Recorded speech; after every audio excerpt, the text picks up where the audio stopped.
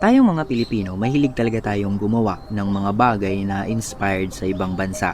May mga Greek-inspired resorts tayo, mga Maldives vibe na mga resorts, Korean-inspired na mga spots, at iba't iba pang mga theme destinations na hango sa ibang bansa. Pero isa sa mga umusubong na trend ngayon sa Pilipinas ay ang mga Bali-inspired resorts. Kagaya na lang ng lugar kung nasaan kami ngayon. Nandito kami sa The Bali Farm Resort. Ito ang pangalawang Bali-inspired resort na napuntahan namin ngayong taon. Yung una naming napuntahan ay located sa Agusan del Norte. Ito naman ay located sa Balingasag, Misamis Oriental. Ang una nyong mapapansin dito ay yung mga malalawak nilang swimming pool. Okay siya for family gatherings, outings, o kahit anong mga okasyon. May mga unique rooms din sila dito na pwede ninyong ma-avail. Kaya tara, puntahan natin ang The Bali Farm Resort dito sa Balingasag, Misamis Oriental.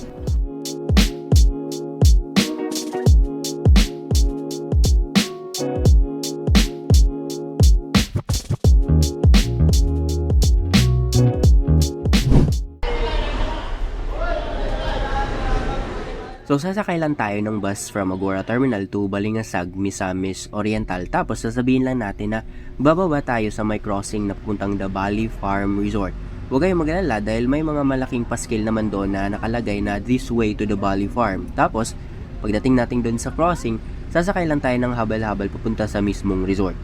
So, sa pagbaba nyo sa may crossing, dapat ang una nyong hahanapin ay itong may nakapaskil na The Bali Farm para sigurado kayo na tama yung crossing na binabaan nyo. And dito na rin tayo sasakay ng habal-habal papunta doon sa mismong resort. So, ang biyahe mula dito papunta doon sa mismong resort ay mahigit kumulang mga 10 minuto siguro.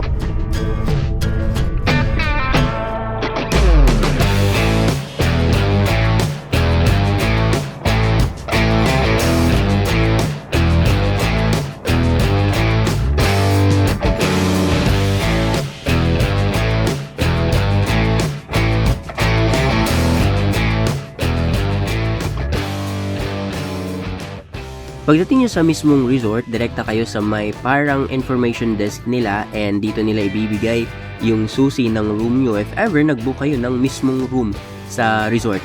Tapos i-guide nila kayo direkta doon sa room nyo talaga. So ngayon, quick visual tour muna tayo sa room nila.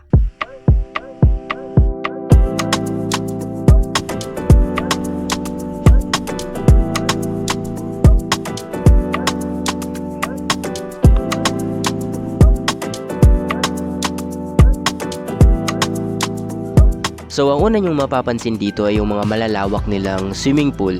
Ideal talaga siya for family gathering or any occasion ng pamilya nyo. Meron din silang pavilion dito and resto bar within the resort, kaya pwede kayong umorder ng food or drinks dito. May mga rooms din sila dito na pwede ninyong i-avail. May room sila na good for 8 packs, may mga rooms din sila na good for 2 packs or maximum of 3. So kayo na lang ang bahalang pumili, depende sa kung gaano kayo kadami.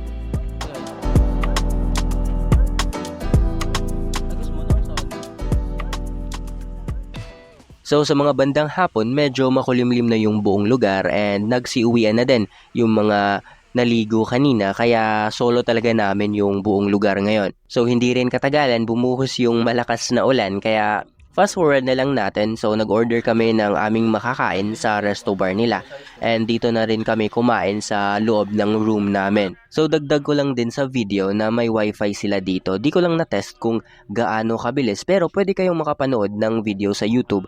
Pinanood ko nga yung video ni Ryan Trahan na may title na I Visited Top 10 Places in America. At saka pinanood din ni Aya yung mga old video vlogs ko and nag-subscribe na din siya sa YouTube channel ko. And ikaw din tol, if hindi ka pa nakasubscribe, subscribe ka na. Timing din tol nung pagpunta namin dito sa pangalawang Bali Inspired Resort na umulan siya, so hindi namin na-enjoy yung buong maghapon sa pool, pero bukas na lang natin enjoy yung pool nila and yung buong lugar. So So kinaumagahan hindi na umulan at dahil doon, syempre maliligo tayo sa kanilang swimming pool. By the way guys, with free breakfast na din yung stay namin dito at kaninang umaga nag-offer din sila ng free coffee kaya sulit na sulit talaga yung stay namin dito. Want to sawa pa kayo sa sobrang lawak na kanilang swimming pool.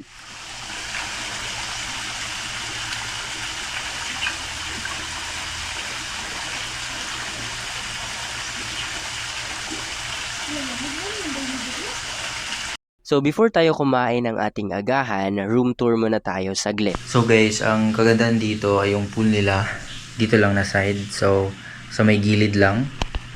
Dito yung bed nyo. Tapos yung pool nyo. Open nyo lang dito.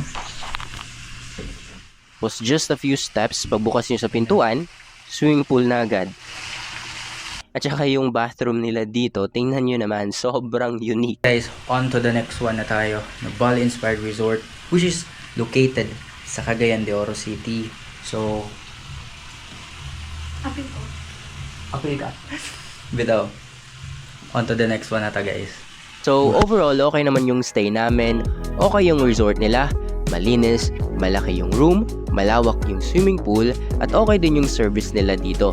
Peaceful din yung lugar kaya sulit na sulit talaga yung stay namin. So kung naghahanap kayo ng resort for family outings or even pang couple getaway, okay siya, especially yung room nila na nasa gilid lang talaga ng pool.